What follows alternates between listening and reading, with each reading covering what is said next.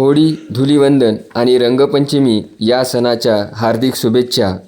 या सणाविषयी मी शिवधर्मगाथा या पुस्तकामधून आपणाला माहिती पुरवित आहे.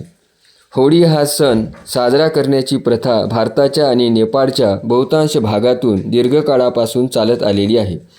त्याशिवाय भारतीय लोक जगातील ज्या विविध देशात स्थलांतरित झाले आहेत तेथेही आणि भारतीय संस्कृतीचा प्रभाव असलेल्या विविध देशातही तो साजरा केला जातो. हा सण महाराष्ट्रात प्रामुख्याने मावळत्या वर्षाला निरोप देण्याचा आणि नव्या वर्षाचे स्वागत करण्याचा आहे. तथापि या काळात रब्बीची बहुतांश पिके निघालेली असल्यामुळे शेतीचा त्या वर्षीचा हंगाम समाप्त झाल्याबद्दल आपल्या शेतांविषयी कृतज्ञता व्यक्त करण्याचाही, हंगामाला निरोप देण्याचाही आहे. हा सण फाल्गुन पौर्णिमेला साजरा केला जातो. उत्तर भारतातील कालगणनेनुसार चैत्र वगैरे भारतीय महिने पूर्णिमांत असतात. त्यामुळे फाल्गुन पौर्णिमेचा दिवस हा तेथे फाल्गुन महिन्याचाही आणि शिशिर ऋतूचाही शेवटचा दिवस असतो. महाराष्ट्रामध्ये महिने पौर्णिमेला समाप्त न होता अमावस्येला समाप्त होतात. त्यामुळे येथे फाल्गुन पौर्णिमेचा दिवस हा वर्षाच्या अखेरच्या महिन्यातील शुक्ल पक्षाचा शेवटचा दिवस असतो आणि वर्ष समाप्त होण्याचा काळ जवळ आलेला असतो. वर्षाची सुरुवात नव्या पालवीसह येणाऱ्या वसंत ऋतूने आणि वर्षाची अखेर पानगळ करणाऱ्या शिशिर ऋतूने होते. या घटनेचा होळी या सणाशी निकटचा संबंध आहे. जीवनाच्या प्रवासात चढ उतार अनुभवणाऱ्या माणसाच्या आयुष्यातही एक प्रकारे असेच ऋतुचक्र असते. रास, पराजय, नुकसान, वैफल्य, नैराश्य, दुःख, चुका, उणिवा इत्यादीमुळे मनाची खचलेली अवस्था हा एक प्रकारे मानवी जीवनातील शिशिरच असतो. निसर्गातील शिशिराला निरोप देताना आपल्या आयुष्यातील या शिशिरालाही निरोप देण्याची दृष्टी आपल्याला होळीमुळे मिळते. म्हणून आपण या प्रसंगी त्या प्रकारचे उपक्रम आयोजित करावेत. होळी पेटविण्यासाठी वृक्ष तोडू नयेत. होळीसाठी कुणाची लाकडे विनापरवानगी आणण्याचे कृत्यही अजिबात करता कामा नये. होळीच्या वेळी केले जाणारे सद्भिरुचीला साजेसे नसलेले बोलणे, वागणे इत्यादी मुळीच करू नये. होळीमुळे कोणत्याही प्रकारचे प्रदूषण होणार नाही याची पुरेपूर दक्षता घ्यावी. होळीमध्ये अन्नपदार्थ अर्पण करू नयेत. होळीचा संबंध शिवाने मदनाचे दहन केले या घटनेशी जोडणारी कथा सांगितली जाते. तिचा सूचित अर्थ असा की हा सण अनिष्ट मनोविकार, अनुचित आचार दूर करण्याचे प्रतीक आहे. मन स्वच्छ करायचे, तसाच विशिष्ट परिसर निवडून तेथील कचरा दूर करावा आणि तेथे मन प्रसन्न करणारी स्वच्छता निर्माण करावी. हा सण या भूमिकेला साजेशा पद्धतीने साजरा करावा.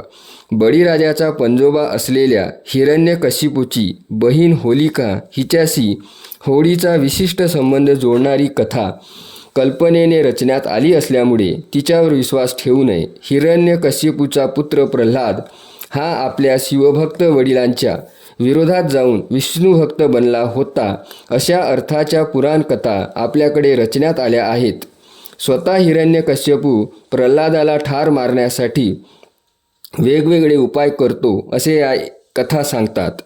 एकदा प्रल्हादाला जाळून मारण्यासाठी त्याला अग्नीमध्ये ठेवण्यात येते. होलिकाही हिरण्यकशिपूचा हेतू सफल व्हावा म्हणून प्रल्हादाला मांडीवर घेऊन अग्नीमध्ये बसते. अखेरीस प्रल्हाद सुखरूप राहतो, परंतु होलिका मात्र जळून मरते अशी ही कथा सांगते. वस्तुतः प्रल्हाद वडिलांच्या विरोधात गेला हे खरे नसून तो युद्धामध्ये इंद्राकडून मारला गेला ही वस्तुस्थिती आहे. अशा स्थितीत हिरण्यकशिपूने वा होलिकेने त्याला जाळून मारण्याचा प्रयत्न केला ही गोष्ट खरी नाही. प्रल्हादाची कथा पूर्णपणे बदलून त्याचे चारित्र्य हनन करण्यात आले आहे.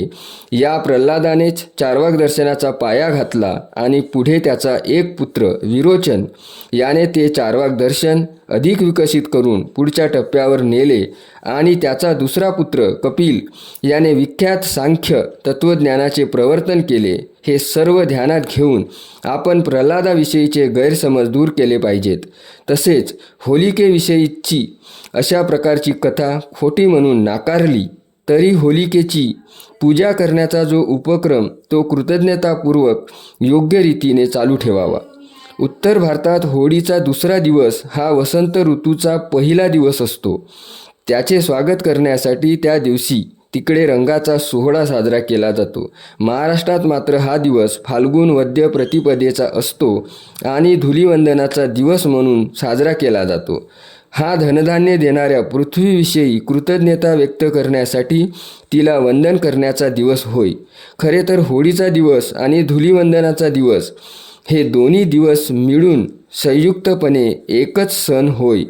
बारकाईने भाषेचा अभ्यास केल्यास धुली आणि होली हे दोन्ही शब्द बहुजनांच्या देशी भाषेतील एकाच शब्दापासून बनले आहेत आणि त्याचे मूळ अर्थही पृथ्वी असा एकच आहे हे अगदी उघड आहे.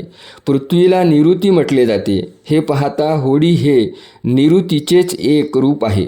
स्वाभाविकच धुलीवंदनाच्या दिवशी पृथ्वी, होळी आणि निऋती यांना एकरूप वा परस्पर संबंध मानून त्यांची पूजा करावी. त्या दिवशी एकमेकाच्या अंगाला माती लावण्याची प्रथा आहेच. तिच्या मागचा हेतू आपले मातीबरोबरचे दृढ नाते स्पष्ट करण्याचा आहे. आपणही या दिवशी कोणत्या ना कोणत्या स्वरूपात मातीचा स्पर्श अनुभवावा, परंतु त्या दिवशीही सद्भिरुचीला सोडून कोणतेही कृत्य करू नये. उत्तर भारतात रंगांचा खेळ फाल्गुन पौर्णिमेच्या दुसऱ्या दिवशी खेळला जातो. महाराष्ट्रात मात्र दुसऱ्या दिवशी धुलीवंदन आणि 5व्या दिवशी रंगपंचमीचा सण साजरा केला जातो. महाराष्ट्रातील प्रथेप्रमाणे मावळते वर्ष अजून सरलेले नसल्यामुळे होळीच्या दुसऱ्या दिवशी नवे वर्ष वा वसंत ऋतू सुरू होत नाही. असे असले तरी फाल्गुन पौर्णिमेच्या नंतरचा अमावस्येपर्यंतचा पंधरवडा हा फाल्गुन महिन्याचा शिशिर ऋतूचा आणि सरत्या वर्षाचा शेवटचा पंधरवडा असल्यामुळे हा संक्रमणाचा काळ असतो. शिशिर ऋतू संपण्याच्या आणि वसंत ऋतू सुरू होण्याच्या खुणा बाह्यसृष्टीवरही दिसू लागलेल्या असतात. पानगळ झालेल्या झाडांपैकी काही झाडांना पालवी फुटायला सुरुवात झालेली असते. याचा अर्थ एक प्रकारे नव्या वर्षाची आणि वसंत ऋतूची चाहूल लागलेली असते. होळी आणि धुलीवंदन या दिवशी मावळत्या वर्षाला निरोप देऊन झालेला असतो. त्यामुळे संक्रमणाच्या काळात नव्या वर्षाच्या स्वागताची तयारी सुरू झालेली असते. त्या स्वागताची पूर्वतयारी म्हणून रंगपंचमीच्या स्वरूपात आनंद सोहळा साजरा केला जातो.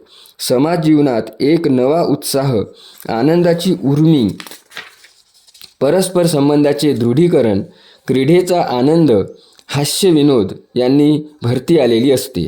हा निकोप स्वातंत्र्याचा आनंद घेण्याचा प्रसंग असतो. आधुनिक काळात हा सण साजरा करायचा झाल्यास त्याचे निकोप स्वरूप कायम राखण्याची काळजी घेतली पाहिजे.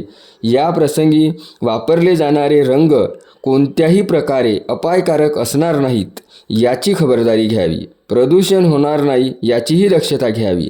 कुणाला त्रास देणे, मनस्ताप निर्माण करणे, छळणे, सूड घेणे, अपाय करणे, शारीरिक इजा पोचविणे इत्यादी प्रकारच्या अनिष्ट गोष्टींना अजिबात थारा देता कामा नये.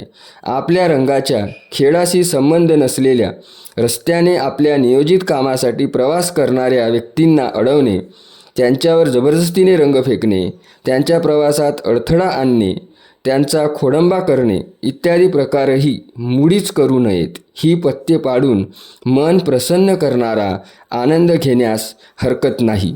मी दिनेश पारखी. आपण होळी या सणाविषयी ऐकून घेतले त्याबद्दल आपले खूप खूप आभार. धन्यवाद.